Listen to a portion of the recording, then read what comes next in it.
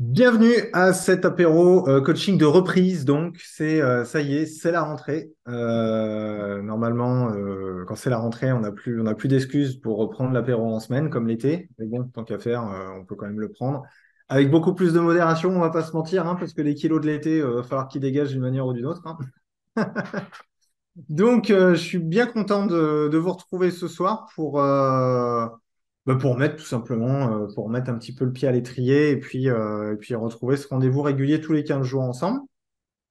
J'espère que vous avez la forme, en tout cas. Ouais, ça va? Ouais, oui, oui, oui, oui, ça a l'air. Ou pas tout le monde, hein. Une petite forme hein, aussi, hein. Non, ça va? Ok. L'idée du thème de ce soir, c'est vraiment la notion de le marché. Vous avez quand même remarqué qu'il y a beaucoup, beaucoup de monde quand même. Ou il y a que moi, hein. Comme d'habitude, il y a le chat, on peut échanger, on peut papoter à certains moments. L'idée de l'apéro coaching, c'est de pouvoir vraiment ouvrir aussi un espace de discussion, d'échange et de questionnement pour vous fier un coup de main. Et ce soir, j'avais envie d'aborder un petit peu ce sujet-là parce que je me suis amusé un peu à observer une statistique. Euh, j'ai cherché un peu les statistiques des gens qui se lancent un petit peu, qui se reconvertissent. Je ne sais pas si vous êtes renseigné un petit peu là-dessus, c'est assez rigolo. Euh, et j'ai regardé, plus d'un professionnel sur deux dans le domaine du bien-être est issu d'une reconversion professionnelle. Bon, ça, on s'en doutait à peu près. Donc, rien de neuf sous le soleil, hein, j'ai envie de dire. L'âge médian, vous savez ce que c'est? Santé, Stéphane. Vous savez ce que c'est l'âge médian de la reconversion? Ah, 43, 40. Franchement, vous avez tapé pas mal, hein, parce qu'on est à 42, visiblement. Bon, désolé, mais 85% de femmes. Ça, on avait remarqué aussi. Je n'ai pas besoin de regarder une statistique quand même. Euh, mais la stat la plus intéressante, alors c'est une enquête que j'ai trouvée sur psychologue.net qui date d'octobre 2022. Donc, toute proportion gardée sur la... Mais on sent quand même que le dernier chiffre que je vais vous donner, il est plutôt intéressant. C'est que le nombre de personnes qui se sont justement lancées dans une reconversion dans le bien-être a été multiplié par 8 en 10 ans. C'est pas mal quand même. Bon, ça aussi, j'ai envie de dire, on avait remarqué. Et d'où l'objet, je me suis dit, tiens, pour la rentrée, si on attaquait tout de suite un thème qui est lié à une réalité, en fait, hein, tout simplement, hein. C'est qu'il y a beaucoup de monde sur le marché, il y a beaucoup de personnes qui veulent se lancer, il y a beaucoup de personnes, c'est à peu près un Français sur deux, hein, qui veut devenir indépendant quand même, hein, pour X raisons, hein, que ce soit des accidents, entre guillemets, de vie ou des choses dans leur vie qui les ont amenés à avoir cette volonté, la volonté de changer aussi de rythme ou de ce genre de choses-là. Il y a plein, plein de raisons qui ont amené à ça. Tu dis quoi, motivation ou fuyon? Oui, c'est un petit peu ça, ouais, motivation ou fuyon. Alors, l'idée de ce soir, moi, je suis plutôt orienté motivation, hein, on va quand même pas déconner. Parce qu'à un moment donné, c'est bien gentil aussi de se cacher peut-être aussi derrière le petit doigt de il y a beaucoup de monde sur le marché et c'est difficile. Et je pense qu'à un moment donné, il y a quand même des choses qui sont à faire, quand bien même on est conscient et concerné par ce qui se passe, je veux dire. Mais moi, j'ai tendance à dire, apprenons à danser sous la pluie plutôt que de se battre contre la tempête, hein. Donc, oui, je risque d'avoir plein de trucs comme ça ce soir. Je suis en forme. Donc, vous inquiétez pas. Il y en a qui seront probablement un petit peu nuls, mais je ferai de mon mieux. D'ailleurs, cet été, je vous l'ai pas dit, mais enfin, je l'ai communiqué vite fait sur les réseaux. C'était tellement le bazar dans les replays des apéros coaching. Je sais pas si vous avez remarqué sur mon site, hein, on peut quand même globalement s'accorder que c'était juste le bordel, hein. Je vous ai fait un truc un petit peu sympa. Avant d'être à rentrer dans le vif du sujet, je vous montre parce que je suis quand même pas peu fier ça m'a pris du temps quand même, hein. Donc, j'ai envie de dire, je vais vous le montrer. Ça ressemble à ça désormais quand vous arrivez. Vous allez voir l'écran. 3, 2, 1, c'est parti. Ça ressemble à ça quand vous arrivez sur mon site et live et je vous ai fait un truc. Vous arrivez là, sur quoi tu as besoin d'aide aujourd'hui. Et là, vous choisissez votre catégorie, les bases pour me faire connaître, bosser mon site, apprendre à donner envie, m'organiser, tout ça. Bim, vous cliquez et au miracle, c'est déjà trié sur les apéros qui sont suggérés, les apéros coaching qui sont suggérés. Donc, si vous avez besoin d'infos, moi, je vous ai tout remis là-dedans. Et je me suis dit que ce serait quand même largement plus sympa. Donc, le replay d'aujourd'hui, il sera placé quelque part, probablement sur peut-être les bases. Je pense parce que c'est peut-être un apéro coaching en mode base ce soir. Donc, revenons à nos moutons. Le mouton du soir, c'est donc clairement le marché qui est saturé et comment faire pour faire son trou. Vous avez une idée d'ailleurs, vous? Comment on fait avec un marché sursaturé aujourd'hui, quoi? Ouais, santé Stéphane. Allez-y, dites-moi. On affirme sa différence. Déjà, il faut la trouver. Ouais, déjà, il faut la trouver. Ça peut être pas mal de trouver sa différence. On se différencie des autres, mais la question, c'est comment on se différencie des autres? C'est bien joli tout ça. On peut mettre un tutu à la rigueur et une perruque, mais je ne suis pas sûr qu'en termes d'attractivité, ça puisse fonctionner. On choisit une niche, pourquoi pas. On se diversifie, intéressant. Savoir parler de ce qu'on fait et qu'on en a envie, c'est ce que je rabâche tout le temps de toute manière, hein. Donc ça, pour moi, c'est même pas une différence, c'est une obligation. Je deviens encore un peu plus incisif à la rentrée, hein, parce que on valorise ses forces, donc pour ça, il faut savoir en parler. On s'inscrit au révélateur, pourquoi pas. Valoriser son expertise, son expérience aussi, mais comment faire quand on démarre et qu'on n'en a pas beaucoup? Oui, mais peu le font, Damien, c'est vrai que peu bossent vraiment la partie de la présentation. Euh, Vu qu'aujourd'hui, le constat, il est sans appel, et même, je me rappelle, moi, je me suis installé, c'était il y a 10 ans, donc il y a 10 ans, il y en avait 8 fois moins. Mais quand je suis arrivé à La Rochelle, il y en avait déjà beaucoup. Je crois que j'avais croisé un hypno qui me disait, ouais, il y a à peu près 80 personnes qui sont. J'étais 80, je me mais c'est pas possible, quoi. Et effectivement, j'étais allé à une réunion des hypnos qu'il y avait dans le coin et d'autres pratiques alternatives. Il y avait énormément de monde, et je vous dis ça, c'était il y a pratiquement 10 ans. Donc aujourd'hui, ça s'est pas arrangé. Et ça, c'était. Mais, j'ai quand même réussi à faire mon trou et j'ai réussi à développer mon activité assez rapidement. Alors, déjà, ce qui est intéressant, c'est cette perception du marché qui est saturé. C'est la perception que nous, on en a. On rame. On trouve des partenariats avec d'autres thérapeutes complémentaires. Pourquoi pas, on va y revenir, ça, Anne-Laure. Ça peut se discuter, ça peut être intéressant, mais ça peut se discuter. Mais c'est déjà la perception, à mon sens, qui est fondamentale. Si on se dit dans la tête à longueur de journée, le marché est saturé, on est plein, c'est compliqué, on est déjà globalement mal barré, hein. Hein, soyons très honnêtes. Et j'aime bien introduire avec ce sujet avec ça, parce que je pense que c'est déjà une question de perception nous-mêmes de l'espace dans lequel on évolue. Alors vous allez me dire, c'est pratiquement de la méthode Coué, mais dans l'idée, c'est de se dire, OK, il y a peut-être beaucoup de monde sur le marché, mais j'ai ma place sur ce marché-là. Et je pense que c'est déjà un état d'esprit assez rapide à acquérir si on veut s'en sortir aujourd'hui. D'accord? Après, l'idée, bien évidemment, ça va être de la trouver. Mais si on se dit, il y a trop de monde, ça va être compliqué, ça va être difficile, on peut quand même tous s'accorder ici à se dire que ce qu'on se raconte, généralement, ça arrive, non? Vous êtes d'accord ou avec ce concept-là? Donc déjà, la perception du marché saturé est très importante. Et pourquoi? Parce que je vois beaucoup de groupes sur lesquels on se plaint beaucoup, il y a beaucoup de gens qui sont formés, il y a beaucoup de monde, c'est difficile, c'est dur. Ouais, ok, oui, oui. Dans la vie, tout est un petit peu dur, hein, à un moment donné, hein, on va pas se mentir, hein. Trouver quelqu'un, se marier, des gosses, avoir une maison, nanani. C'est dur à un moment donné, tout est dur à un moment donné, on est quand même d'accord. Bah, développer une activité aussi. Cependant, c'est très important de ne pas rentrer dans cette espèce de défaitisme par rapport au développement de son activité. Et effectivement, je te rejoins Magali, on peut aussi commencer à se dire que beaucoup de monde s'ouvre aussi à des pratiques alternatives, s'ouvre aussi à une autre manière de se faire accompagner, de se faire aider et de s'occuper de soi. Donc, ce qui veut dire que s'il y a plus de monde, on peut présupposer aussi que le marché peut grandir. Et ça passe par la com. On dit souvent, il y a une part du gâteau, et plus il y a de thérapeutes, plus les parts du gâteau sont petites. C'est pas faux. Mais peut-être qu'en termes de communication, ça serait intéressant de se dire, et si moi je participais à faire grandir la taille du gâteau en faisant mieux connaître ce que je fais, en communiquant sur ce que je fais, en sensibilisant les gens sur ce que je fais. Alors bien sûr, on va pas démultiplier les gens qui ont des problèmes. Je veux dire, à un moment donné, on va pas leur inventer des problèmes. S'ils n'ont pas besoin de quelqu'un, ils n'ont pas besoin de quelqu'un. Cependant, de les sensibiliser, ça peut augmenter la part du gâteau, entre guillemets. Se concentrer davantage sur ce qui se passe dans nos cabinets. Et oui, Charlotte, ça aussi, je pense que c'est important sur la perception. Si on passe notre vie à regarder ce qui se passe autour, ben, on n'a pas fini. Je discutais avec un pote dernièrement, rien à voir, hein. Mais il me disait, moi, je regarde pas les infos, je regarde pas tout ça, machin truc.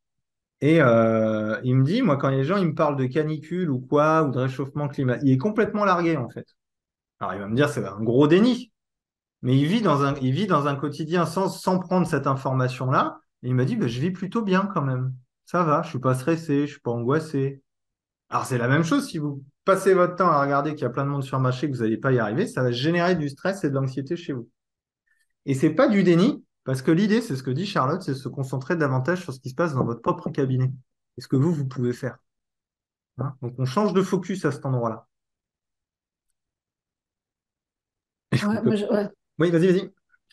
Moi, j'avais fait un truc intéressant aussi, parce qu'on m'a dit de faire un business plan et tout ça, étudier la concurrence, Bien et sûr. vraiment d'étudier la concurrence et ce que fait chacun. Finalement, on s'aperçoit qu'il y a plein de gâteaux, avec mon nom, voilà, plein de gâteaux avec un fraisier, il y a une forêt noire et tout ça. Et finalement, on n'est que quatre à se partager la forêt noire, que cinq à se préposer. Et du coup, ça Exactement. répartit. Et du coup, ça, ouais, Tout à fait. Et je pense que ça, c'est assez intéressant de faire évoluer sa perception de la saturation du marché. Pour moi, ça, c'est vraiment le premier élément fondamental. Hein. D'accord? Souvent, on regarde un endroit ou on regarde une globalité, alors que ce serait plutôt intéressant de se concentrer sur soi et à l'endroit où on peut véritablement œuvrer. Et vous ne pouvez pas ni plaire, les classiques, hein. Vous ne pouvez pas plaire à tout le monde, vous ne pourrez pas aider tout le monde. D'accord? Donc, ça veut dire que votre place à vous, elle est quelque part. L'idée, c'est quand même de la trouver. Sans compter que, en fait, comme nous sommes tous différents, du coup, on attire une clientèle qui nous ressemble. Exactement, tu es en Ce train de qui me veut dire spoiler que, toute la suite, quoi. ce qui veut dire que ceux qui viennent vers moi, ils iront jamais vers certains des autres et vice-versa. Exactement. Exactement. Et je pense que c'est quelque chose d'absolument fondamental parce qu'on retrouve souvent des pièges quand on cherche à se développer, des pièges à chercher à être dans une conformité. Typiquement, c'est quoi un peu les tendances qu'on peut avoir? C'est se dire, je dois raconter un petit peu la même chose que tout le monde, de la même manière, ou je dois me mettre dans une certaine posture, dans une certaine manière de parler qui ressemble globalement à l'image qu'on peut se faire d'un accompagnant ou l'image qu'on peut se faire de notre profession, même de manière générale, parce que là, on parle des accompagnants, on peut parler de toute forme d'indépendant de toute manière, hein, c'est la même chose. Et l'idée, c'est vraiment de se dire, déjà, si je commence à raconter à peu près la même chose que tout le monde, dans le même style que tout le monde, je suis mal barré. Et bien évidemment, croire que des techniques ou des choses qui fonctionnent chez certains vont fonctionner pour vous. C'est pas parce qu'il y a Toto qui va faire des ateliers que l'autre, bah, quand il va faire des ateliers, ça marchera tout aussi bien. Et inversement. Et c'est là où je pense que c'est très important de commencer à se rapprocher de quelque chose qui est en correspondance avec qui vous êtes. Que ça soit sur le fond et sur la forme. Bien évidemment, il y a un fondamental que je lâcherai jamais. Il faut que votre communication, elle soit à peu près pro, hein, quand même, parce que déjà, ça vous évite un filtre de départ. Hein. Ces 2 dernières semaines, on a bossé sur les photos en workshop sur le révélateur. Pour vous dire, une photo qui est pro, qui dégage quelque chose, ça, qui dégage ce que vous avez envie qu'elle dégage, par exemple. Ça, c'est un élément fondamental où vous avez une action et qui définit une véritable singularité. Par contre, négliger le professionnalisme dans le rendu de ce que vous proposez, je pense que pour le coup, vous vous tirez 2 balles dans le pied. Ou alors, c'est un parti pris. Ça m'est arrivé de faire une analyse de site d'un truc old school de 1992. Pour être honnête, la personne avait du monde parce que le site était old school. Donc, je lui ai dit, si tu as du monde, touche rien. Parce qu'elle avait des clients qui étaient en correspondance avec l'énergie qui était dégagée par son site web et qui lui correspondait en termes de sensibilité. OK. Je ne sais pas si c'est une situation d'avenir, mais dans l'instant, ça fonctionnait. OK? Alors, il y a plein de trucs qui sont à la mode et qu'on se raconte. Typiquement, il faut que je sois sur les réseaux sociaux, il faut que je poste, que je fasse des réels, des machins, ou alors il faut que je fasse de la publicité, ou alors il faut que j'aille démarcher des prescripteurs à droite à gauche. Oui, oui, bien sûr, tout ça, ça fonctionne. Tout ça, ça fonctionne si c'est votre truc. Et je pense que c'est important d'identifier Alors, votre truc. je Vas-y, je t'en t'arrête prie. quelques secondes. Après, en termes de forme, et c'est là, c'est ta façon d'exprimer les choses sur lesquelles je vais attirer l'attention. Le discours il faut, en fait, ça met tout le monde dans une contrainte. Ouais, c'est ça. Alors, il vaut mieux transformer ça en j'ai envie. Exactement. Et c'est tout l'idée, parce qu'on se dit, il faut que je fasse ci, il faut que je fasse ça. C'est ce qu'on se dit, effectivement. Cependant, est-ce que ce il faut que je reçois parce que je l'ai vu chez un autre, ou que machin ou bidule, il dit qu'il faut faire ça me correspond. Parce que je peux vous garantir une chose, c'est que si ça vous correspond pas, que si ça vous saoule, ça fonctionnera pas. Bon, par contre, si tout vous saoule, faut peut-être réenvisager le métier d'indépendant, hein, parce qu'à un moment donné, il faut quand même bien vous faire connaître d'une manière ou d'une autre. Et il y aura peut-être, et c'est là où je pense que la grille de lecture personnelle, elle est intéressante, de se dire, je ne fais pas cela parce que ce n'est pas dans ma vibe, ce n'est pas dans ma sensibilité, ou j'ai la pétoche d'être jugé, la technique me saoule, ou ces trucs-là. Mais je pense qu'il faut quand même avoir un filtre entre envie et fuite. Hein, entre j'ai pas envie, mais en fait, c'est pas que j'ai pas envie, c'est que je fuis un truc. Et je pense que ça, c'est important parce qu'à un moment donné, forcément, en tant qu'indépendant, on est obligé de se challenger un petit peu, de sortir un petit peu de ses zones de sécurité, hein, de se montrer un petit peu, parler de ce qu'on fait, de risquer de se prendre des vestes. Hein. C'est possible, hein, des gens qui vous envoient des objections dans la gueule et tout. Mais ça aussi, ce sont des choses qui se préparent et qui se travaillent. Mais l'idée, c'est vraiment de se dire, à partir du moment où une stratégie, est-ce que cette stratégie me ressemble? Que ce soit dans une politique tarifaire, sur une manière de présenter vos services, sur la manière de présenter votre manière d'accompagner les gens, ou dans votre manière tout simplement de proposer ce que vous faites. Est-ce que ça me ressemble à moi? Est-ce que, en gros, moi j'aime bien cette phrase, est-ce que je m'achèterais? J'aime bien cette phrase. Est-ce que je me prendrais moi dans ce que je fais? Et ça, c'est un excellent filtre déjà de vous dire sur votre manière de communiquer, de présenter vos services et de vous montrer, d'aller vers un début de singularité, de différenciation. Parce que des gens seront forcément sensibilisés à ça. Si vous êtes là en face de moi aujourd'hui et que vous n'êtes pas en face de quelqu'un d'autre, c'est qu'à un moment donné, ma manière de présenter les choses, de présenter sur le fond et la forme vous correspond. Et pourtant, j'ai pas 3 millions de personnes à mes lives. Tu vois ce que je veux dire? Ça veut dire que ça plaît à certaines personnes et probablement pas à d'autres. Après, j'avoue, je fais pas trop d'efforts pour communiquer sur mes appels en coaching. Je veux bien le reconnaître. Mais ça aussi, ça fait partie de mon truc. Parce que ça fait aussi partie de ma manière de vivre. Et quand on développe une activité, ça y est, je bafouille, j'aurais dû prendre une bière plutôt qu'un sirop de citron. Je parlerai mieux, je suis sûr. Mais donc, quand on cherche à développer son activité, on est vraiment dans une vie qu'on construit. Et donc, dans la manière de communiquer ou les stratégies qu'on va employer pour se faire connaître doivent être en correspondance aussi avec votre manière d'être et de vivre. Après, bien sûr, il y a des incontournables comme un site internet ou ce genre de truc. Apprendre à aligner trois mots, vous montrer un petit peu, bien évidemment. Vous saisissez ce que je vous dis par rapport à cette saturation du marché? OK? Et c'est pour ça que moi, j'aime bien la stratégie des œillères. J'ai des concepts comme ça, un petit peu farfelus des fois. C'est la stratégie des œillères, c'est la concurrence, n'existe pas. J'en ai rien à foutre. Alors bien sûr, dans un business model, qu'on s'intéresse un petit peu à ce qui se fait, etc. au début, pour voir un petit peu comment est le marché, c'est intéressant.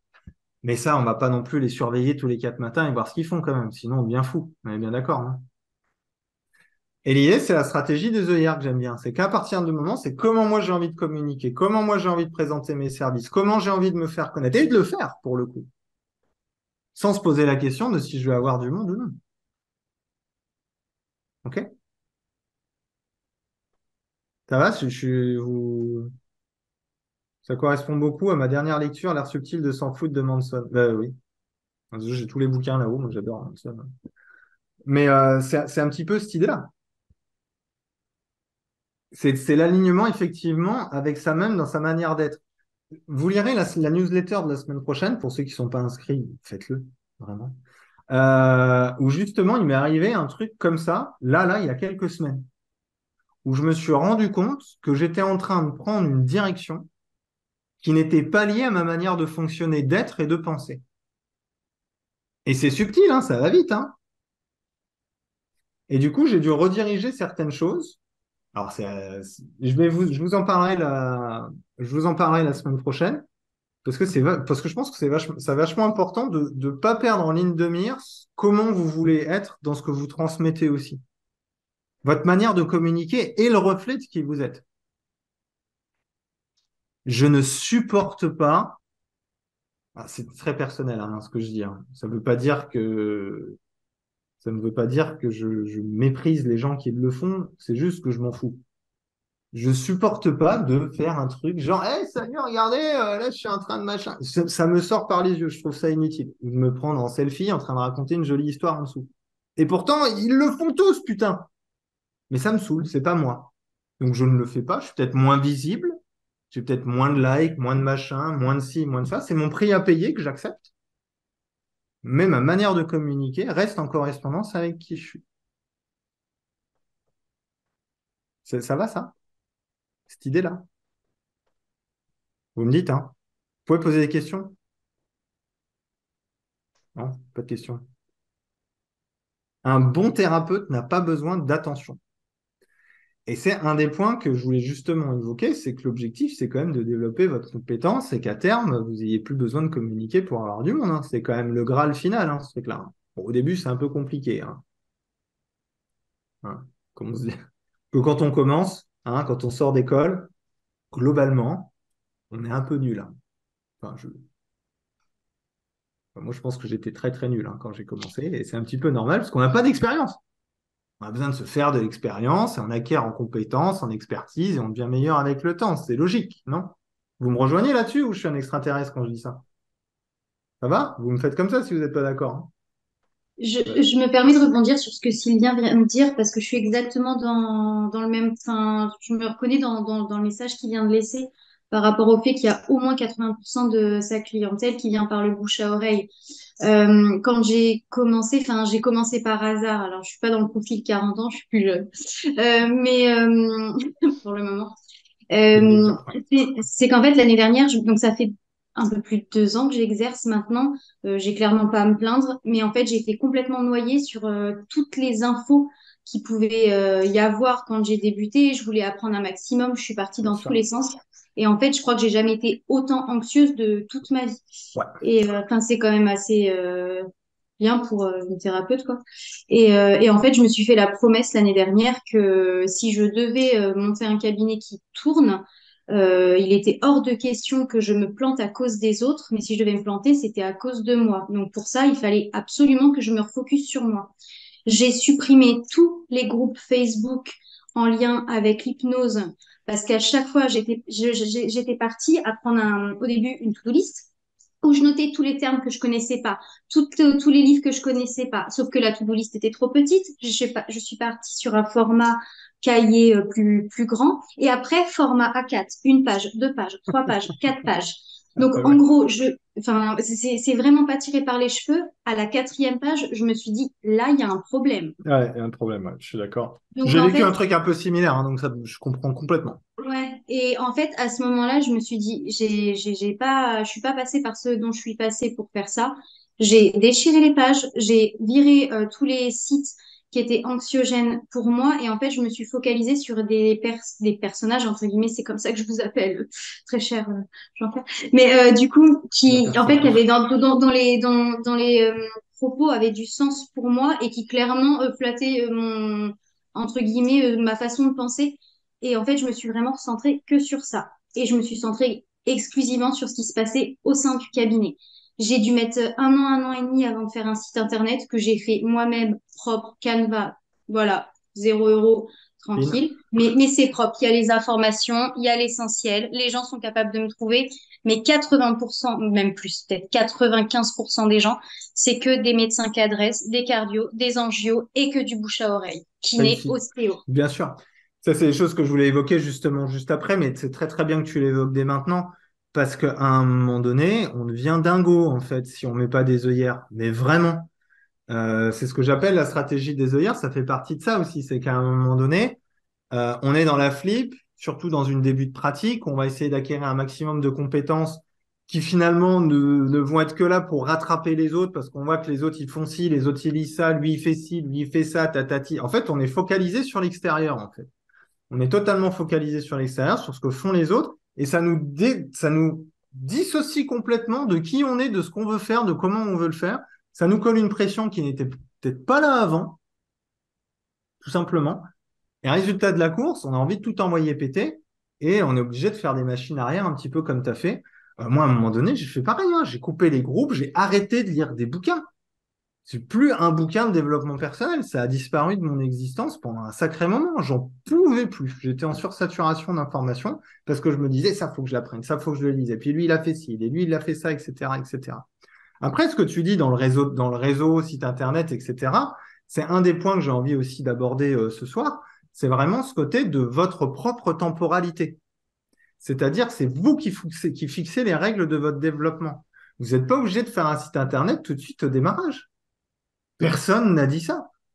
Par contre, à un moment donné, si on tape votre nom et qu'on trouve rien du tout, il faut être juste OK avec le fait, eh ben, qu'on ne vous trouve pas et que vous récupérez peut-être pas le client. C'est tout. Mais les perspectives de développement sont aussi inhérentes aux différentes situations. D'accord? Moi, je préfère 1000 fois quelqu'un qui me contacte et qui va me dire, Salut JP, j'ai besoin d'un coup de main. Là, cette année, j'ai vraiment envie de me concentrer sur ma communication, mais j'ai vraiment envie d'en vivre d'ici 1 an ou 2 ans, ou 3 ans. Et qui se donne ce temps-là d'apprentissage de son expertise, de développement de son réseau, par exemple, typiquement. Moi, j'ai passé 1 an à travailler avec un coaché. On a travaillé exclusivement du réseau médical professionnel pour qu'il devienne quelqu'un de connu et recommandé dans une spécialité qu'il avait. Et c'est OK. Tu vois ce que je veux dire? Mais tes recommandations sont médecins, kinés et autres issus d'un premier démarchage? Pas forcément. Déjà, moi, les médecins, est-ce que j'en ai parlé en apéro coaching dernièrement? Je crois pas. Ça devait être un workshop. Il faut leur foutre la paix, les médecins, à un moment donné, hein.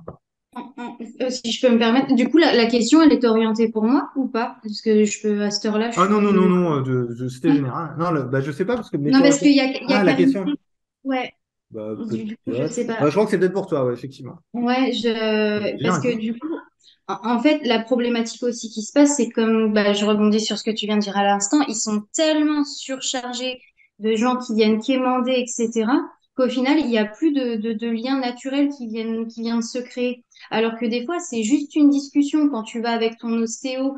Et en fait, c'est pas forcément vous qui engagez la conversation, ça C'est se fait ça. naturellement. C'est Sauf ça. que là, on n'est que dans du racolage. C'est Donc, comme les relations affectives. Je suis obligé enfin, de vous leur servir, c'est la rentrée, quoi.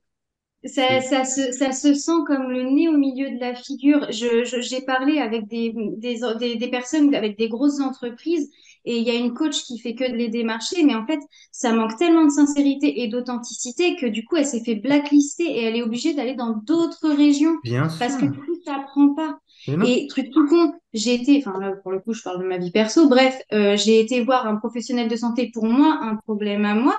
C'est le Hein. professionnel qui a été curieux de savoir ce que je faisais. Et en fait, le premier truc qu'elle m'a dit, c'est non, mais attendez, moi j'ai plein de gens à vous envoyer, mais parce que je suis restée, je suis quelqu'un de discrète. Du coup, je suis restée discrète, j'en ai pas trop dit. C'est elle qui est venue à moi en me posant des questions. J'ai été claire, précise dans mes réponses.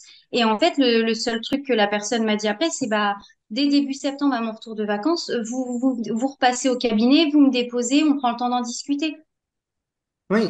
Et Enfin, voilà. j'ai fait un apéro coaching juste avant les vacances sur comment développer un bouche à oreille rapide et de qualité. Et j'évoque exactement ça. C'est qu'à un moment donné, je vous remets le lien dans le chat si vous voulez le revoir. Je parle exactement de ça. C'est toujours ma fameuse analogie sur les relations affectives. Je veux dire, les dragueurs relous, vous les voyez venir quand même. Et ils sont chiants. Et ben c'est pareil quand vous démarchez des gens.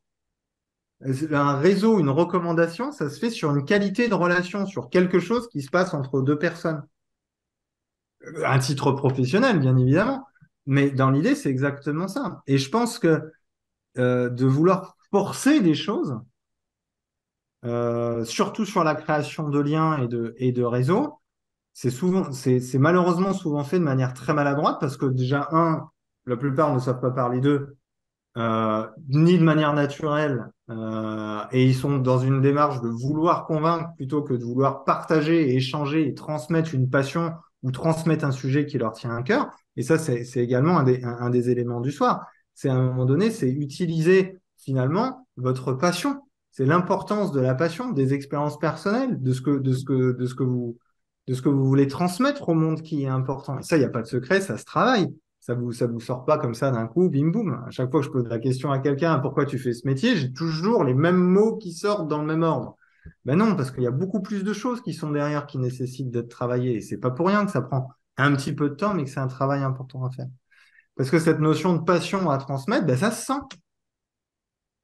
Quelles sont les personnes que vous trouvez attirantes? C'est les personnes qui parlent de manière généralement un petit peu engagée, qui parlent avec passion, qui ont envie de transmettre quelque chose sans essayer absolument de vous convaincre et de vous dire que c'est ça la vérité. C'est ça qui plaît généralement, non? Non? Ou il n'y a que moi? Dites-moi, hein. En dehors du physique, hein. Ça, on est d'accord. Mais vous voyez ce que je veux dire? Ça rejoint un petit peu ce sujet-là, hein, que je trouve intéressant et qui est abordé par Charlotte. Mais il y avait la remarque aussi de Sylvain. 80% de tes clients qui viennent du bouche à oreille, tu te poses la question de l'intérêt des sites internet pour se faire connaître. Après, tu précises que tu as assez peu de clients, et c'est là où j'ai envie de te dire, si le nombre de clients que tu as, ça te convient, reste comme ça. Pour moi, il n'y a pas de règle. Si tu veux mettre 3 ou 4 ans à développer ton bouche à oreille, ça va juste prendre du temps. Donc, c'est à partir du moment où tu as le temps et les ressources financières pour pouvoir attendre ce temps-là et d'être focalisé sur le bouche à oreille, il n'y a aucun problème. Parce que là, on en revient à la saturation du marché, pour le coup. Il y a beaucoup de monde. Si tu n'attends que le bouche à oreille, tu as intérêt à être très bon et à comment tu chopes les nouvelles personnes, quoi. Non, alors en fait, moi j'ai commencé dès le début avec un site internet que j'ai fait moi-même et qui est plutôt bien fait, je pense. J'ai passé du temps. J'ai fait de la com sur Google Ads, j'ai même pris une petite agence de com pour m'aider à Très bien. améliorer le référencement et tout ça. Je suis passé par toutes ces étapes et aujourd'hui, la conclusion, c'est quand même que, alors, avec Google Ads, ça m'amène, allez, 2 personnes par mois, nouvelles, Très bien. mais que sinon, le reste du temps, c'est purement des clients que j'ai eu avant et qui me Très bien. recommandent. Donc, en fait, je me posais la question, aujourd'hui, l'investissement que j'ai fait en com, sur du Google Ads ou sur la petite agence qui me coûte que dalle, hein, mais ça rend, voilà, ça rembourse pas par le nombre de clients que ça me ramène. Donc, je me pose la question de l'intérêt des sites internet, d'écrire des articles. Je me suis aussi un peu cassé le cul à faire des articles, etc. Je fais pas mal de choses. Après, pour le plaisir, pour le coup, comme tu dis, on fait un peu à sa sauce, mais j'ai ouvert un club. Moi, je fais de l'hypnose de rue, donc j'ai ouvert un club d'hypnose de Ouais, rue chez Airbus. Donc, ça fait quand même pas mal de. Je fais pas mal de com par des petites conférences, des petits trucs comme ça. c'est très bien. Ça te Mais convient? pour le coup, pour le plaisir, en me disant qu'avec un peu de chance, ça va me ramener du monde. Comment? Mais ça te convient? Ça te convient? Ah, Ça? moi, j'adore parler d'hypnose. Oui, j'adore parler d'hypnose. J'adore faire. Donc, je te dis, je fais de l'hypnose de rue. Donc, des fois, on me demande des cartes quand tu es en train de faire de la rue. J'ai ouvert un club d'hypnose ludique. Voilà. Donc, c'est une manière de me faire connaître. Mais en réalité, les seules choses qui me ramènent du monde, c'est les clients qui sont venus. Alors, peut-être au début, par des amis, un peu sur Google. Et au final, c'est vraiment 80%, c'est des gens qui ont été contents, qui me renvoient du monde. Mais pas tous les événements que je fais. Alors, je le fais pour le plaisir, donc ça ne me pose pas de problème. Mais même mon site internet, ça m'a fait plaisir de le faire. Ça me fait même plaisir d'écrire des articles. T'en as besoin Mais pour vivre ou pas? non, parce que j'ai un autre métier, en fait. Je suis pas pressé. Donc, j'ai pas Voilà. cette pression-là. Et du Et coup, voilà. je fais peut-être pas autant d'efforts que certains C'est qui pour ont ça que ça. je te pose la question et que je considère que c'est souvent inhérent à des situations et des objectifs personnels. Ouais. Hmm. Ouais, C'est ouais. pour ça que quand on me dit, bah oui, mais attends, fais que le bouche à oreille. Ouais, mais la personne qui a besoin d'en vivre dans 2 ans parce qu'elle est sur un projet de reconversion, qu'elle est au Chopduc, qu'elle a besoin d'en vivre et gagner 2500 balles par mois dans un an et demi ou deux, et je peux te dire que c'est beaucoup de monde, tu peux pas juste lui dire, attends, le bouche à oreille, ça marche pas. Ah, alors, c'est pas ce que je disais, mais c'était un Non, je dis un pas, je dis pas questionnement toi de en manière sachant générale, que. c'est de manière Ouais. générale sur l'intérêt de faire un site internet. J'ai envie de dire, aujourd'hui, quand tu as une entreprise, c'est-à-dire une activité d'indépendant, ne pas avoir de site internet, tu peux te développer, c'est possible. Mais tu élimines une chance potentielle d'avoir des clients supplémentaires. C'est tout. Pour Ouais, moi, bien un sûr. site internet est une graine assez indispensable quand même aujourd'hui dans le monde dans lequel on vit. C'est-à-dire qu'au moins on tape ton nom si on a entendu parler de toi ou on a chopé ta carte de visite, qu'on tape, qu'on regarde un petit peu ce que tu fais, qu'on voit ta tronche, qu'on prenne rendez-vous. Pour moi, ça c'est quand même un minimum syndical, tu vois. Mm. Enfin, tu vois, un minimum. Après, de là à dire que c'est absolument indispensable et que c'est le site internet qui te ramène du monde, ça de toute façon, ça dépend des stratégies qu'on choisit. C'est ce que je répète tout le Moi, temps, hein. Il y a pas une stratégie en, pour se Sylvain, développer. Sylvain, moi en j'aurais com, je te tendance. dirais plutôt que c'est plutôt que le site internet qui me ramène du monde en dehors du bouche à oreille, ça va être les avis Google. Ça va Ah être bah oui. Google Maps, Ah bah quoi. bien Les Ah, gens sûr. les qui tapent à avis. côté de chez moi, j'ai un. Voilà, Mais c'est les ça. avis, c'est la vie, hein, de toute façon. Mais c'est pas non plus énorme, quoi. Donc, c'est juste que enfin, on entend souvent, voilà, parler de l'importance d'écrire, de faire du networking, etc. Bon, j'en fais quand même un peu. Après, encore une fois, j'ai pas la pression du gars qui a pas de. Moi, j'ai un C'est salaire. ça. J'ai pas un salaire entier parce que je suis à temps partiel, mais j'ai quand même de l'argent qui rentre, donc j'ai pas cette pression-là. Et Et donc, j'ai pas et cette les articles, faut énergie-tête être à. bon. Franchement, je suis honnête, hein. Les articles, faut savoir bien écrire. En plus, faut les rendre visibles. Deuxième contrainte, hein, parce qu'il y a Ouais, des je gens crois qui que ça, écrivent c'est. des articles, il y en a plein. Donc, il faut les rendre visibles. Alors, généralement, ça peut passer par de la publicité, ça peut passer par des réseaux sociaux. Donc, ce qui présuppose qu'il faut s'intéresser aux réseaux sociaux et qu'il faut s'intéresser à de la publicité pour faire remonter ces articles. Bon, là, vous voyez Mm. qu'on rentre déjà dans une véritable construction de stratégie de visibilité. Et pour ça, elle vous est propre. Parce que certains vont avoir une excellente plume et un très bon réseau professionnel, par exemple, et leurs articles vont se partager très facilement et ils vont avoir du monde. D'autres, ils vont être inconnus au bataillon sur Internet, ils vont vouloir écrire. Ça va être une autre stratégie pour se développer. Et c'est là où c'est très important, toujours de se dire sur quelle qualité, sur quelles compétences moi je peux m'appuyer et sur ce qui me fait plaisir. Toi, tu m'as dit, moi, ça m'éclate d'avoir une asso et de faire du street. Super, tu t'éclates, ça se sent, les gens ont envie de venir te voir après derrière. Si un jour, toi, tu décides de vivre à temps plein d'hypnose, il s'agira juste de démultiplier ce que tu es en train de faire. C'est tout. Mais tu as déjà un début de direction assez Mm. fort sur un moyen de te faire connaître et de retrouver du monde à travers du bouche à oreille. Tu voulais dire quelque chose, Stéphane? Oui, moi par exemple, pour fixer un ordre d'idée, en régime de croisière, j'ai besoin de deux, trois nouveaux clients par jour ouverts. Oui, ça, c'est ton besoin. C'est mon besoin parce que c'est mon niveau de revenu, parce que ça correspond à le loyer que je dois payer pour mon appartement perso, pour mon cabinet, à mon niveau de charge sociale aussi, et tout un tas de trucs.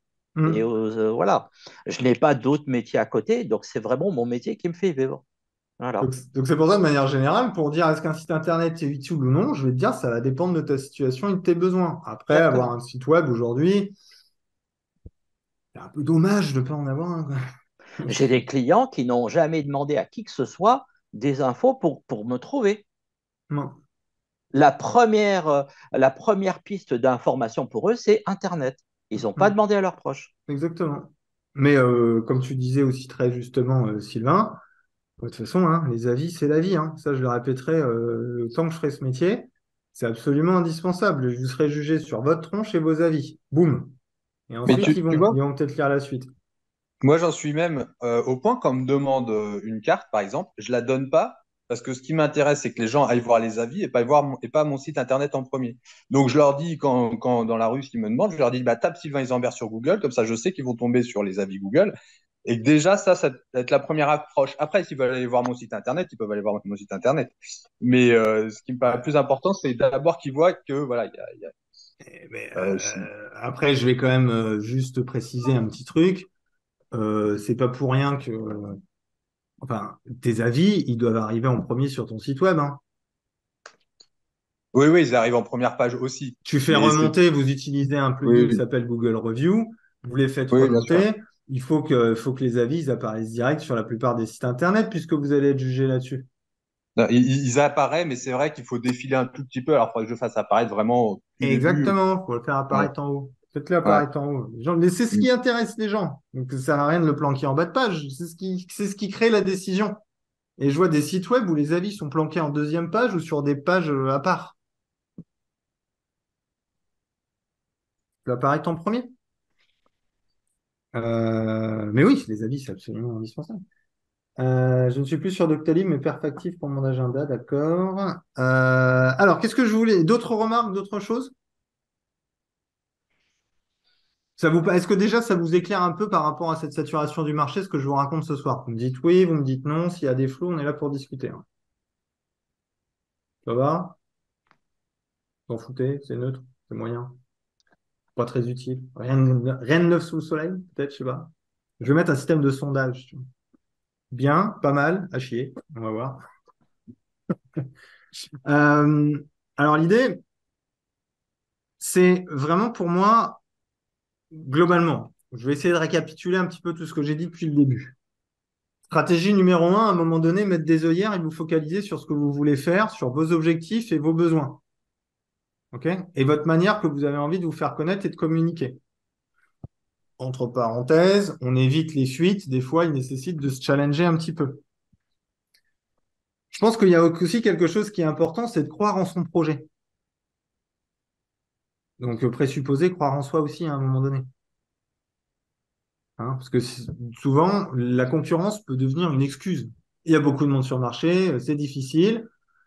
Ben ouais, peut-être qu'à un moment donné, il va falloir peut-être un peu plus hein, pour avancer que dans d'autres situations. Si vous êtes dans une ville qui est sursaturée, ben peut-être qu'il faut accepter que ça vous prendra peut-être plus de temps qu'un endroit où vous avez moins de monde. Vous voyez ce que je veux dire? Bon, aujourd'hui, c'est de plus en plus rare les endroits où il y a moins de monde. Mais dans l'idée, c'est aussi d'avoir une réalité consciente du temps qu'on s'alloue à le faire. Ou alors on dit j'en ai rien à faire, mais là il va falloir savoir très clairement qu'il va falloir arroser en visibilité, mais de manière archi puissante, quoi. Site internet béton, récolter le maximum d'avis le plus rapidement possible, bombarder en pub, vous voyez, et là à ce moment-là, vous pourrez passer devant tous les autres. Moi, ils m'ont détesté à La Rochelle pendant 2 ans, hein. Vraiment. J'étais le Ah, c'est toi qui fais de la pub? Je fais bah ouais, pourquoi? Je passais devant tout le monde sur les résultats de recherche et du coup, j'avais plein de monde. Mais moi, je bombardais. C'était ma stratégie parce que j'avais besoin d'en vivre tout de suite. J'avais pas le choix, j'avais 1 mois, 2 mois devant moi. Il fallait que j'en vive tout de suite. Euh, voilà, c'est vraiment cette notion, se donner le juste temps et les justes moyens pour réussir. Et ça, c'est vraiment en fonction de vos situations. Sortir parfois de cette pression tout à fait ultime qu'on peut se coller et cette urgence parfois dans laquelle on se met. Et je pense qu'avoir un recul sur sa propre situation et s'allouer un vrai temps de développement qui n'est pas un temps de procrastination, mais de se dire, OK, je prends toujours cet exemple d'une cliente qui me disait, putain, mes proches, ils n'arrêtent pas de me coller la pression en me disant, alors, ça tourne, t'as du monde, ça marche, ton projet? Vous voyez ce truc-là, là, hein. Je pense que vous êtes certains l'avoir vécu ou à le vivre. Moi, je lui ai dit, la réponse à donner, c'est, je me donne 3 ans pour y arriver. Et les gens te foutent la paix à un moment donné, quoi. C'est bon, je t'ai dit 3 ans, ou 5 ans, ou 10 ans. Mais lâche-moi la grappe. Je ne suis pas censé remplir mon câble en 1 mois et demi. Je me laisse du temps. Et ouais, donnez-vous vraiment aussi ce temps-là par rapport à vos situations et vos moyens. Attention. Sachez qu'effectivement, le bouche à oreille, ce sera toujours ce qu'il y aura de mieux. Cependant, pour avoir du bouche à oreille, faut avoir du monde. Et pour avoir du monde, faut peut-être qu'on vous trouve, ou vous donniez envie quand même. Enfin, les deux, si Et possible. je pense aussi que bah, c'est vertueux, mais ce monde, ça fait qu'on a besoin d'être bon. Et le bouche à oreille, ça marche si tu es bon. Donc, il faut se former. Tu m'entends? Je sais pas, tu regardes ton Oui, non, mais je écran. regardais Ah en oui, même temps Ségolène d'accord. qui essaie de me montrer quelque chose. Mais je t'écoute, hein, vas-y. Ouais, donc je disais juste que bah, il y a aussi tout le côté marketing, mais il y a un moment aussi, on peut plus se permettre de pas être bon en fait. Je pense qu'il faut se former, il faut se spécialiser éventuellement. Il faut, avec le monde qu'il y a un moment, il faut se démarquer par la qualité de ce qu'on propose, hein. Moi, je pense Pas que que je l'image. suis complètement d'accord avec toi. À un moment donné, aujourd'hui, tu peux plus te permettre d'être nul et tu peux plus te permettre de mal communiquer. Hmm. C'est-à-dire des gens qui sont ah ben je fais ce métier pour aider des gens et j'ai un outil formidable qui change la vie des gens. Je leur donne des outils et ça leur permet vraiment d'être heureux dans la vie. T'es mort en fait. Pour moi, t'es mort quand tu commences comme ça. T'as aucune chance en fait. Hmm. Personne viendra te dire ah bah oui super ah ben je vais venir te voir. Et il y a vraiment le double enjeu à mon sens qui est sur la compétence en communication vraiment, j'insiste vraiment là-dessus parce que je vois des gens qui se figent, qui n'osent pas communiquer ou qui se planquent ou qui n'ont personne parce que ce qu'ils font, ça ne donne pas envie, en fait. Ça ne donne pas envie parce qu'ils n'ont pas pris le temps d'exprimer leur passion, d'exprimer pourquoi ils aident les gens, comment ils les aident, etc., etc. Et ça, il y a un travail. Et bien évidemment, Sylvain, il faut être bon, quoi. Et donc là, il y a un souci de quand même de développer son expertise et ses compétences, mais dans une certaine limite, tu vois, ce qu'on échangeait tout à l'heure, de devoir lire des bouquins à droite à gauche, suivre des groupes, se reformer, se surformer. À un moment donné, je pense qu'il y a plus d'attention à porter sur essayer de pratiquer le plus rapidement possible, même dans des systèmes un petit peu d'échange ou de gratuité pour démarrer, pour se faire la bouteille, etc., assez rapidement. C'est ça qui sera la meilleure expérience et développement d'expertise possible. Enfin, je ne sais pas ce que vous en pensez, mais en tout cas, c'est mon avis. Ah oui, moi, je suis d'accord aussi que lire, c'est bien, mais à un moment, il faut pratiquer, hein. Ah bah, c'est la pratique, la pratique, la pratique. Tu sais, le nombre Ouais. de formations, bon, le premier, hein, où on se forme à un outil de base ou à une compétence de base, et on se dit, bah, je suis nul, il faut que j'apprenne d'autres trucs pour être légitime. Non, ce qui te rendra légitime, c'est de pratiquer, d'utiliser déjà ce que tu as appris dans un premier temps, avant d'enquiller les X milliards de formations supplémentaires que tu fais uniquement pour te rassurer et qui foutent plus le bazar qu'autre chose dans ta tête, quoi, on va pas se mentir. Et travailler sur sa légitimité, à mon sens, ça passe, ça prend du temps Pratique. la légitimité, hein. Ça passe par la pratique et ça passe par structurer vraiment le nombre de personnes qui disent je suis pas légitime parce qu'ils savent pas parler de leur truc, ils savent pas comment poser un cadre, ils savent pas comment expliquer ce qu'ils font à quelqu'un, ils sont complètement paumés. Ben, moi, je peux comprendre qu'on soit pas légitime, oui, bien évidemment. Mais je Mmh. pense que quand tu sors même des écoles qui proposent les formations les plus longues, tu touches à peine de l'hypnose, enfin, t'en fais à peine de l'hypnose. Donc C'est sûr. maintenant, il va falloir pratiquer, il va falloir avoir des clients, il va falloir trouver un moyen d'enchaîner, de faire du volume, parce que tu as toute la théorie, tu as quelques heures de pratique, mais c'est quand même super light, comme la plupart des formations. Quand tu sors Bien de sûr. formation, tu as la base théorique, mais la pratique, l'expérience, Mmh. ce qui s'apprend pas dans les cours, ce qui s'apprend juste dans la pratique, y a pas d'autre moyen Exactement. Et que faire du volume. c'est ce que j'avais noté en point sur toujours vouloir progresser dans sa pratique, en fait. Et c'est vraiment le mot pratique que j'ai envie de souligner. Après, je pense qu'il y a aussi quelque chose à garder en tête, c'est vraiment ne jamais vouloir garder tous ses œufs dans le même panier en termes d'acquisition client, c'est-à-dire comment les clients te trouvent. Tu vois, typiquement, on va rester un peu sur ton exemple, Sylvain, parce que je le trouve intéressant. C'est le côté, j'ai monté une association de street. Je suis allé discuter avec un tel. J'ai mis un site internet. J'ai mis des publicités. Et en fait, c'est d'être dans cette multiplicité-là, toujours dans quelque chose de professionnel, qui permet pas juste d'être focalisé sur une stratégie. Vous voyez ce que je veux dire? Et voire même, je pense à terme, d'envisager plusieurs types de prestations, que ce soit des ateliers, des petits stages, des programmes d'accompagnement, des choses un petit peu spécifiques, des interventions, des séances. Vous voyez, d'être dans cette démarche aussi, on va ouvrir le champ des possibles euh, pour, euh, pour ne pas se restreindre à quelque chose. Et plus on va se diversifier avec nos compétences, nos qualités, nos sensibilités, et plus en fait on va révéler notre unicité, quoi. C'est ça, c'est toutes ces composantes-là en fait. Et ouais, comme, Moi, typiquement, aujourd'hui, je suis arrivé à une unicité en regroupant mon métier d'avant, ma première reconversion, et là, je suis arrivé à un espèce de mix de multi-compétences de tout mon parcours pour être là aujourd'hui devant vous. Et peut-être que ce que je suis en train de faire là aujourd'hui devant vous va être une compétence qui va nourrir encore autre chose pour moi derrière. Vous voyez ce que je veux dire? Mais c'est de multiplier un petit peu les champs d'intervention. Là, moi, actuellement, je multiplie un peu les champs d'intervention. Je commence à travailler avec des gens qui sont pas dans le métier de l'accompagnement. J'ai écrit un bouquin, tiens, pour voir. Là, j'ai envie de faire un podcast. J'élargis un peu les choses pour, là aussi, constituer un socle de compétences nouveaux et d'interventions nouvelles. Multiplicité, mais pas forcément tout en même temps. Non, bien sûr, il y a des stades. C'est pour ça que je dis que c'est souvent une grille à avoir en tête. Comme j'ai tout le temps, hein, dans l'idéal, c'est trois sources de revenus à terme, hein, ou trois moyens d'avoir des revenus. Sinon, on se retrouve dans une situation un petit peu comme Stéphane. Après, ça peut fonctionner, hein, mais de se dire, je suis obligé d'avoir de nouveaux clients en cabinet tous les jours. Voilà, boum, c'est comme ça. Sinon, je vis pas. C'est très bien. Moi, j'ai vécu comme ça pendant des années, hein, c'est pas le sujet. Et puis à un moment donné, il faut y aller, hein, bien évidemment. Je te rejoins aussi, la Magali, sans aucun problème. et je Euh, pense aussi, ce qui est intéressant, c'est de savoir dans quoi on se lance. C'est-à-dire que, toi, en 2 mois, tu as lancé ta machine, mais ça, c'est pas pour tout le monde la même histoire. Moi, j'ai plein d'histoires de gens qui ont fermé. soit parce qu'ils se sont usés, soit parce qu'ils n'ont pas eu assez de monde, etc. Complètement. Moi, par chance, j'ai jamais fait ce choix-là. À un moment, j'ai hésité à tout claquer. Et puis, on m'a même recommandé de le faire. Et puis, quelqu'un d'autre m'a dit, tu sais que tu devrais faire gaffe. Et finalement, bah, maintenant, c'est bon, j'ai un CDI et puis j'ai l'hypnose. Donc, j'ai aucun stress. Je fais vraiment tout bah, par plaisir. Et ça met du temps, mais ça me pose aucun problème. Et je pense qu'effectivement, c'est important aussi d'avoir comment on appelle ça, des milestones, enfin réalistes. C'est-à-dire, bah, peut-être que tout le monde vivra pas en 2 mois de son cabinet, peut-être que, et je Ah pense bah, que c'est en année maintenant. Moi, je suis à Toulouse, qui est vraiment très chargé. Je pense que c'est très compliqué en moins de 2 ans de faire tourner un cabinet et d'en vivre à plein temps dans des zones comme ça, en fait. ça Alors va peut-être que, dépendre de tes compétences, ça va dépendre de tes niveaux d'investissement à la fois en communication et en termes d'énergie et de temps. Moi, je mets toujours un ça dépend. Cependant, je te rejoins sur un point, c'est de ne pas idéaliser cette vie-là. Et c'est pour ceux qui suivent les apéros coaching depuis un moment, vous avez quand même remarqué qu'il y en a quelques-uns qui sont vraiment consacrés à vous dire, wow, wow, wow, la vie d'indé, c'est pas un long fleuve tranquille, hein. Mais après, et c'est surtout pas, maintenant. bah, C'est-à-dire que moi, quand je suis, en fait, j'ai des collègues qui se sont installés 2, 3 ans avant moi, donc avant le Covid, quelques années avant le Covid, et eux, ils ont bien lancé leur cabinet.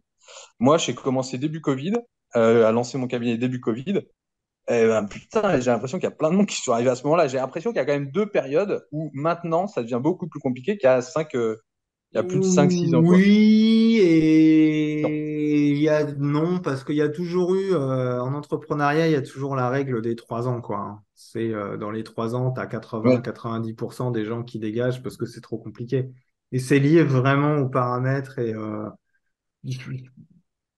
pour ça, moi, si je fais ce live aussi, c'est pour dire à un moment donné, mettez vraiment des œillères. Et si vous vous dites aujourd'hui, c'est devenu très compliqué, je pense qu'il faut être réaliste par rapport à sa propre situation, en fait, par rapport à sa propre capacité et envie de s'investir. Je pense que ça aussi, c'est important. Et Euh, son endurance, justement. Tu vois, et, se dire, et OK, son endurance, bien je sûr, mets ouais. des œillères, mais il faut que je puisse tenir, il faut que financièrement, il faut que moralement, je puisse tenir. Voilà, que je me donne une échéance réaliste, quoi. 2 ans. Exactement. Je pense qu'il faut rester réaliste, ne pas forcément idéaliser, mais cependant avoir la volonté profonde de se rapprocher de son modèle de vie qu'on a envie d'avoir en ayant fait ce choix-là, qui est Hmm. quand même l'étoile, votre étoile du berger, hein, on va pas se mentir. Si vous faites ça, c'est qu'à un moment donné, vous le faites pour une raison. Après, on a le droit de changer d'avis.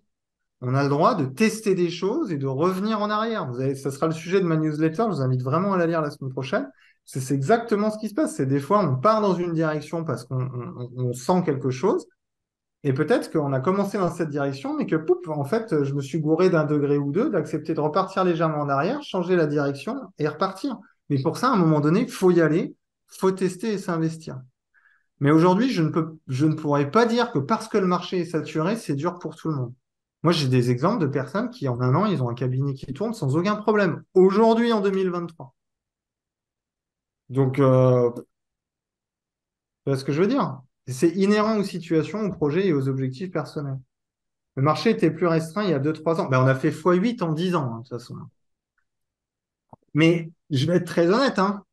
C'est pas Mais parce qu'il dans y a eu les personnes qui peuvent rechercher ce type de soins, il y en avait beaucoup, beaucoup moins aussi il y a quelques années. Et aussi, il y avait beaucoup moins de personnes qui C'est étaient dans ce sens-là forcées. que je disais ça. Oui, oui. Ah ben d'accord, ben, tout à fait, oui. Le marché était. Oui, pardon, j'ai lu un petit peu vite. Effectivement, le marché était plus restreint il y a quelques années. On est sur des personnes qui sont de plus en plus ouvertes à ça.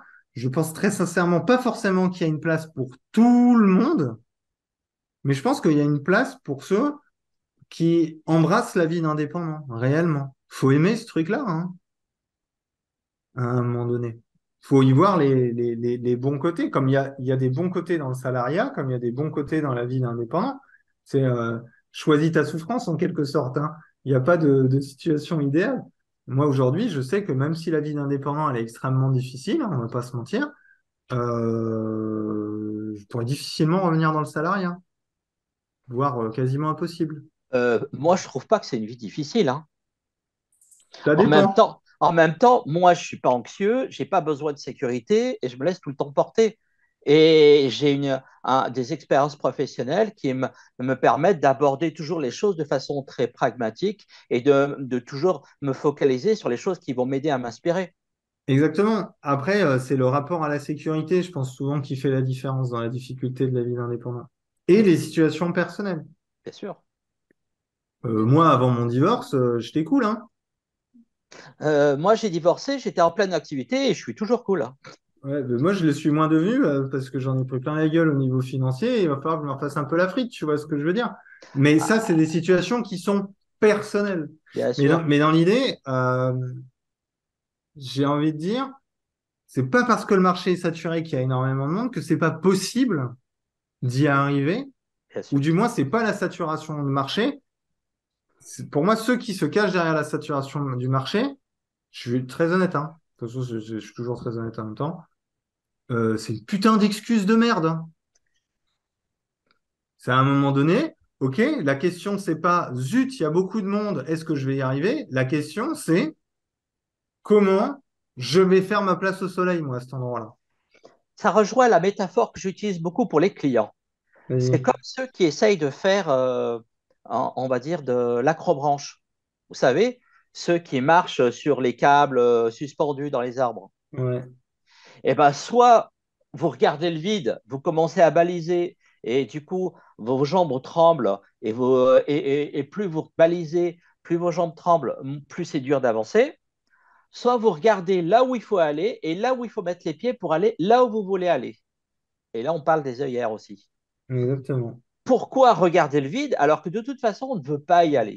Oui, quoi ça sert de regarder que le marché est saturé, on en a rien à Voilà. foutre. Il faut juste se concentrer sur là où on veut aller et là où il faut mettre les pieds pour aller là où on veut aller. Alors évidemment, de l'acrobranche, c'est facile d'identifier sur ce qu'il faut faire. Mais quand on ne sait pas ce qu'il faut faire pour avancer, eh ben, du coup, effectivement, il y a une phase de qu'est-ce qui se passe, qu'est-ce qu'il y a comme solution présente, qu'est-ce qui marche pas, de s'inspirer, de faire une synthèse et de voir ce qui nous correspond. Et c'est pour ça que j'ai décidé de faire les apéros coaching, Yeah. pour savoir où mettre le pied sur. Oui. Oui. Depuis les vacances de Pâques, j'ai eu besoin de ralentir parce que dans ma vie personnelle, ça a été très, très mouvementé. Mhm. J'ai arrêté toute publicité. Quand on me demande ce que je fais, je dis hypnothérapeute et je change de sujet. C'est pas que je veux changer de sujet, c'est juste que je peux pas, quoi. Ouais, tu peux pas, ouais, Pas. bien sûr. Je prends les rendez-vous qui arrivent. Et j'observe qu'en fait, depuis février, j'ai quasiment tout le temps le même nom. Mais j'ai pas travaillé tout le mois d'août, j'ai pas eu le temps de me poser, même pas de lire tes mails.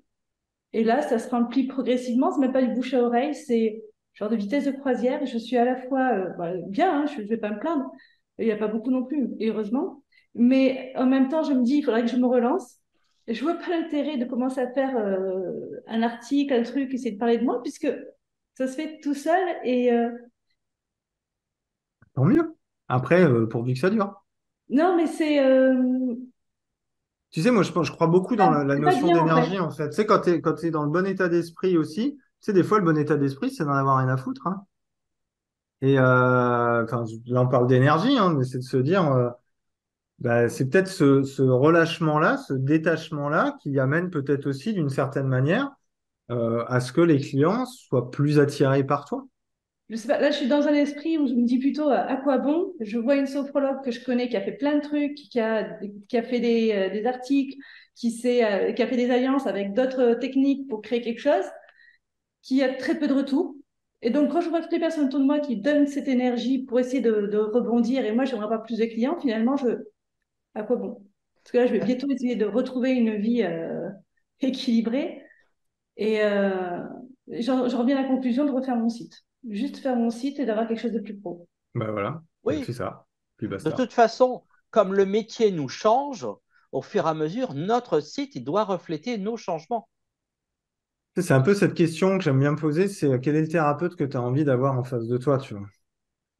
Et quand tu réponds à cette question-là, que ce soit sur sa manière de communiquer, sa manière d'être, sa manière de parler, bah ça peut être un des indicateurs, parce qu'on peut me dire, oui, mais la personne que tu recherches, c'est pas forcément la personne que tu es. Mais je trouve intéressant de se poser cette question-là. Et de se poser surtout la question, tiens, le thérapeute que j'aimerais bien avoir en face de moi, comment moi je me positionnerais par rapport à lui sur ma communication? Est-ce que je ferais pareil ou est-ce que au contraire je ferais des choses un petit peu différemment? Mais ça donne des bons indicateurs sur votre sensibilité. Parce que je pense que quand on est indépendant, quand on est accompagnant, c'est nous en fait, c'est vraiment le nous propre. Et quand on se développe et quand on cherche à trouver du monde, des fois on se fait un peu embarquer par des techniques ou des conseils ou des choses, etc., qui peuvent nous amener à nous oublier, à nous détacher de nous-mêmes. Et, je pense qu'à un moment donné, c'est intéressant de vraiment être sur ce focus, de se recentrer sur soi. C'est vraiment cette technique un petit peu des œillères. Alors, œillère, c'est pas non plus de devenir complètement obtus, mais je pense que vous m'avez compris ce soir quand je parle des œillères, hein. C'est vraiment de se focaliser un petit peu l'analogie que se donnait Stéphane, que je trouve intéressante. Se focaliser sur le chemin, ok, c'est quoi le pas suivant, etc., mais qui va dans la direction et qui participe à la vie que j'ai envie d'avoir et ce pourquoi j'ai envie de le faire. On oublie souvent en chemin la passion et ce qui nous anime vraiment dans ce métier, à force d'être complètement centré sur augmenter ses compétences et augmenter sa visibilité, sa communication et toutes ces choses-là. Alors que c'est parfois notre passion, notre envie, et même notre envie dans notre manière de vivre, qui va dégager quelque chose et aussi attirer du monde. Vous voyez ce que je veux dire? Mm, mm. Un truc, c'est que il faut pas oublier que ça prend du temps pour lancer Oui. son business. Il y a un mouvement d'inertie qui se met en place. Donc, quand on arrête de faire des efforts pour avoir de la visibilité, notre business, il va continuer sur son inertie, Après, il va s'arrêter. mais à un moment donné, le mouvement d'inertie, il va diminuer. Bah, t'accélères sur l'autoroute à bloc, tu te mets au point mort et t'arrêtes d'accélérer. À un moment donné, ta voiture continue de rouler, mais elle va s'arrêter. C'est exactement ce principe-là. Ce qui présuppose, ce qui veut pas dire qu'il faut tout le temps être à bloc, pied au plancher. Exactement. Il y a des aires d'autoroute, faut faire le plein, faut aller se balader un petit peu, faut fumer une petite clope pour les fumeurs, nettoyer la vitre, repartir. Des fois, on va peut-être rouler un petit peu moins vite pour moins consommer son essence. Enfin, vous avez compris l'analogie, quoi. Il faut considérer qu'on est dans un marathon, donc on doit gérer ses ressources. Oui, c'est ce que je dis tout le temps, ouais. C'est l'analogie du marathon, c'est exactement ça. Oui, tu as fait un article sur l'inertie, Damien. Moi, j'en avais fait un justement sur le marathon, que c'était une course de fond, la vie d'indépendant. Et c'est pour ça que pour certains, c'est un petit peu épuisant, cette notion d'apprendre à gérer son énergie, son organisation. Ça peut être lourd parfois en fonction des situations familiales. Voilà, comme je vous disais, hein, moi, dans ma phase où j'ai divorcé, où j'avais 3 gamins à la maison et tout, je te jure que franchement, j'aurais préféré que mon salaire y tombe et que j'ai pas à réfléchir, hein. Ça aurait été plus facile. Mais j'adore ma vie d'indépendant et bah, j'ai fait le dos rond et j'ai avancé quand même, tu vois. Mais c'est certain que c'est pas en regardant que le marché est saturé, c'est pas en regardant ce que font les autres, c'est pas en essayant de faire comme les autres et en s'éloignant de qui l'on est et de comment on peut vivre qu'on va y arriver en tout cas. Voiture, tabac, un peu de poésie, merde. Et encore, je t'ai pas parlé de boire un petit coup. Non, ce soir, j'étais au sirop, apéro sirop ce soir. Pas mal. J'ai même pas pris de cacahuètes ou des chips. Moi, c'est encore 2 kilos à perdre. Mais ton verre est fini. Ah, si le verre est fini, c'est la fin de la soirée. Et en tout cas, on est arrivé au bout de cet apéro coaching. J'espère que ça vous a plu. Merci à tous les participants. Je trouve que les échanges étaient vraiment très riches pour une reprise. Rendez-vous dans 15 jours. Rendez-vous aussi lundi pour la newsletter. Je vous invite vraiment à la lire. Je l'ai quasiment terminée et j'ai vraiment envie de vous partager un petit peu ce qui m'est arrivé là ces dernières semaines et les constats que j'ai pu faire. Rendez-vous sur la page que je vous ai montré tout à l'heure ou si vous voulez un peu regarder les contenus, etc., que j'ai triés pour accéder plus facilement si vous avez des questions. Et puis sinon, je sais pas quoi. Et les news pour le révélateur? Ça t'intéresse, Fabienne? Eh ben, les news pour le révélateur, c'est justement lié à la newsletter de la semaine prochaine. C'est que le mieux est parfois l'ennemi du bien. Et j'ai décidé de conserver la formule que j'avais actuellement et la tarification que j'avais actuellement, parce que c'est quelque chose qui me correspond parfaitement. Et c'est pas parce que tout le monde augmente les prix de partout que je suis censé faire pareil. Parce que ça me casse les couilles, en fait, de voir que tout le monde, à cause de l'inflation, justifie des augmentations pas possibles. Et quand bien même j'ai voulu optimiser la formule, je me suis dit, ouais, en fait, ce que j'avais, c'est très bien et ça me correspond. J'ai pas besoin de changer. Mais pour pouvoir se rendre compte, J'ai pas besoin de changer. Et donc, du coup, c'est pour ça que la formule ne change pas. Mais je vous invite quand même à jeter un petit coup d'œil. C'est pour ceux qui sont intéressés. Et pareil, j'ai décidé de ne pas mettre de date de clôture parce que je pars du principe que quand on a besoin d'un coup de main, on en a besoin tout de suite. Et j'ai pas besoin de vous foutre un couteau sur la gorge pour vous rendre compte que vous avez besoin d'un petit coup de pied au cul.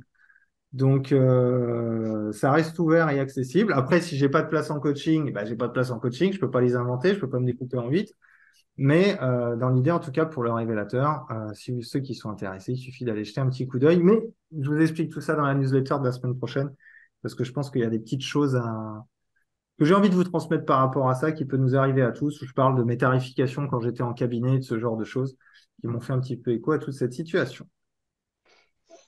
C'était clair? Ça va? Tout à fait. C'était limpide? Bon, ça marche. Bonne soirée. Prenez soin de vous en tout cas.